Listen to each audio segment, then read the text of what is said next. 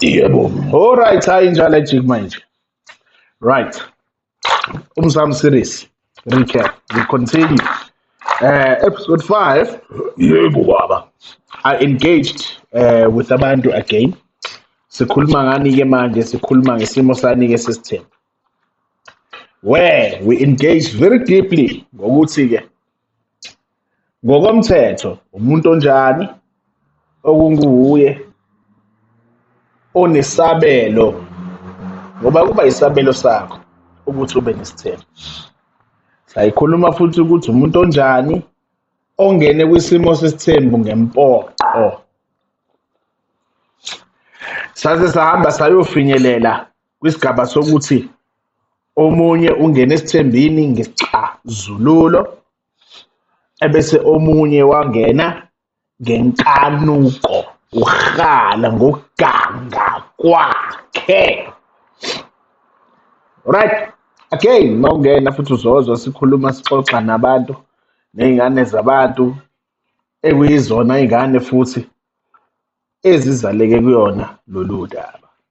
Iy'ngane ezinjani uma uthi uyalalisisa futhi kwimibuzo nezinto ezayixoxwa isimo sani sey'ngqinamba iy'ngane ezizaleke esithembini or esithenjini ezihlangabezana nazo.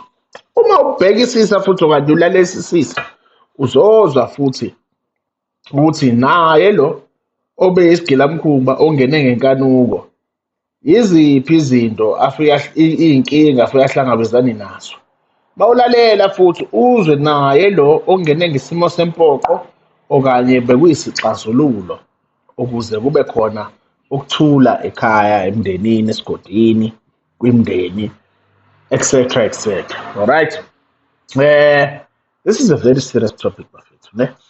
It's a very serious thing lento yesithembu and into mfowethu, dadewethu, okuyinto abantu baningi abantu fethu abazaleke kuyona, baningi futhi abantu abasazozaleka kuyona, baningi futhi abantu abasanemibuzo, baningi futhi abantu abanjani abayibona uthola ukuthi iy'nhliziyo zibuhlungu nani.